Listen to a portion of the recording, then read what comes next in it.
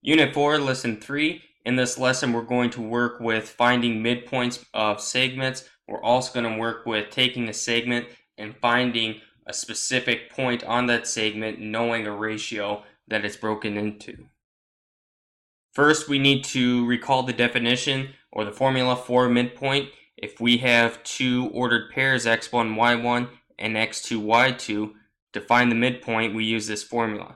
We take x1 plus x2, divide by 2, and y1 plus y2, and divide by 2.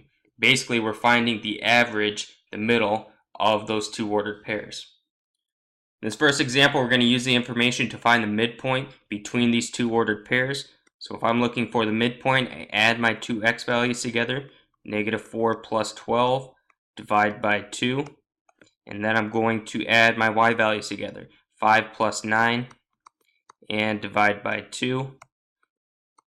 Now we can simplify each of these individually. -4 plus 12 is positive 8. 8 divided by 2 is 4. 5 plus 9, 14. 14 divided by 2, 7. So the ordered pair 4, 7 would be the midpoint of these 2 points we started with. Another example, finding the midpoint. In this one, we're going to work with fractions because I know how much you all love to work with fractions. So we add our two x values together, 1/2 plus 4/3. Divide that by 2. And then we have 7/4 plus 5/2, and divide that by 2. I'm trying to simplify these. Adding two fractions together, we have to have a common denominator. In this case, if we're adding 1/2 and 4/3, the common denominator is 6. So I'm going to multiply 1/2 by 3/3. So rewriting that, if I multiply by 3/3, we get 3/6 plus 4/3, I have to multiply by 2/2.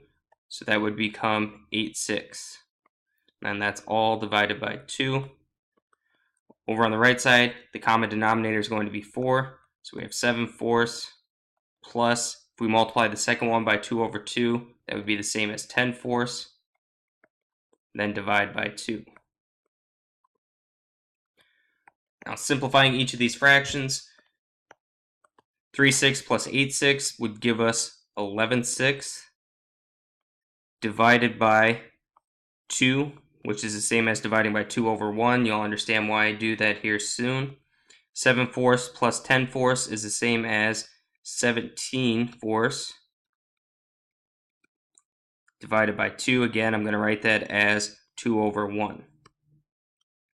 The reason I'm going to write that as 2/1, because if we have a fraction divided by a fraction, we can take our fraction and multiply by the reciprocal of the denominator. So in this first part, we have 11/6 times the reciprocal of 2/1 is 1/2. And then we have 17/4 multiplied by the reciprocal of 2/1 is 1/2. So now we're on our last step, simplifying this. 11/6 times 1/2 is 11/12. And 17/4 times 1/2 is 17/8. So this would be the ordered pair that represents the midpoint between these 2 points, these two ordered pairs we started with. In this next example, we're trying to find a point B on segment AC such that the ratio of AB to BC is 1:3. So we have the point A, which is -7,4, the point C, which is 5, -4. We're trying to find a point B somewhere on this segment such that the length of AB is 1 part compared to the length of BC being 3 parts. It might help to visualize this in terms of a number line. So if I have the segment AC, I'm trying to find the point B such that the length of AB, if we let that be x, that the length of BC is going to be 3 times as long. It's going to be 3x. Thus, the length of this whole segment is going to be 4x. So essentially, we're looking for a point on this number line that is 1/4 the distance along AC from point A. One way we can think about this is to use this proportion and think about our change of y and our change in x. So our initial y value is 4, our last y value is -4, so this distance is 8 units long. So I know if my ratio is 1 to 3, or I can think of that in terms of the whole, I have to go 1/4 of the length, then I know I am going 2 units down from my initial point. We can do the same thing for the x-axis. We started at -7 and go to a value of 5. So we started at -7, went all the way over to that value of 5. That is a change of 12 units, which if we think of 1/4 of that, that would be a change of 3 units. So starting here, we're going to go 1, 2, 3 units over. So looking for that intersection, if I go 3 units over from this point and 2 units down, I have a point B that is going to be located on segment AC such that the ratio of AB to BC is 1 to 3.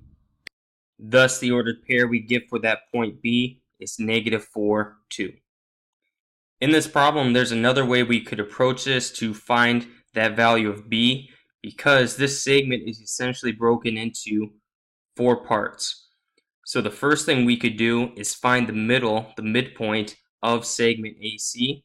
So if we found the midpoint of AC, if we add those two x values together, -7 plus 5, so I have -7 plus 5, which is -2 divided by 2. And then we add the y values together, 4 plus -4, which is 0 over 2. We just get -2 divided by 2, -1, 0. That would be a point on the segment, -1, 0. That would be the midpoint of AC. Now we can use that midpoint and point A because we're looking for the midpoint of A and our original midpoint we just found. So let's just name that midpoint that we found point D.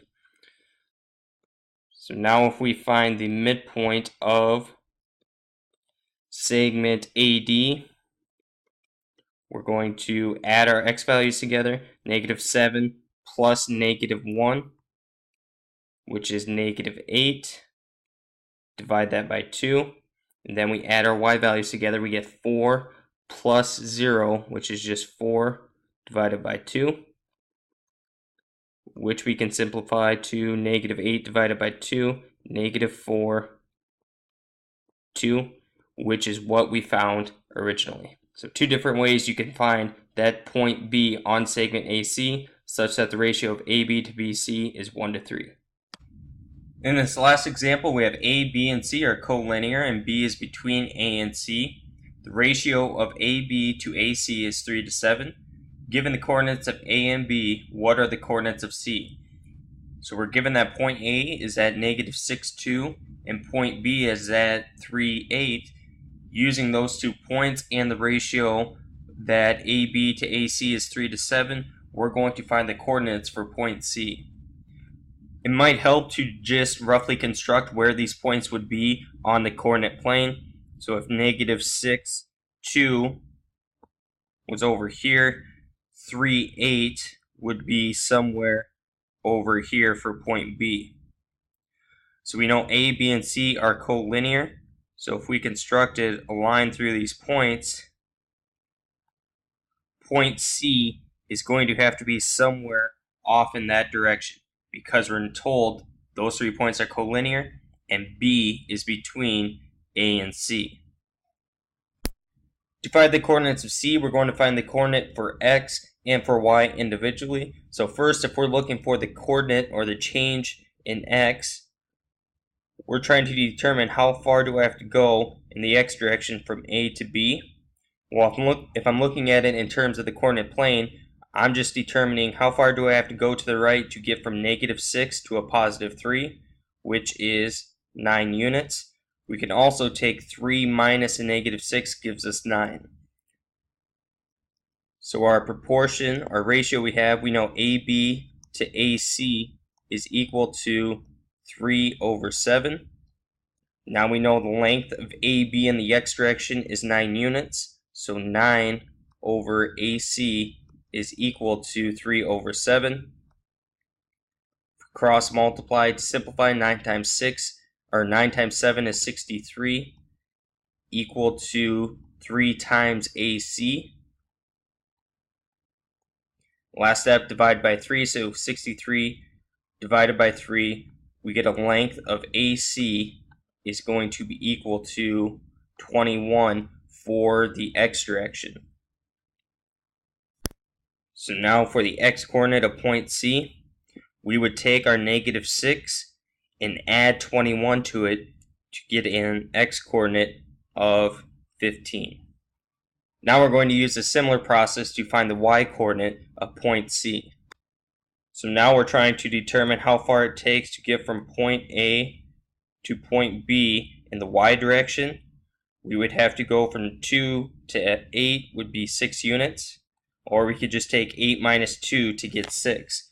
So again, if we're using the ratio of AB to AC is equal to 3 over 7, we know our length of AB for our y direction is going to be 6 over AC equal to 3 over 7. Again, we would cross multiply and then solve for AC. So 6 times 7, we get 42 is equal to 3 times AC.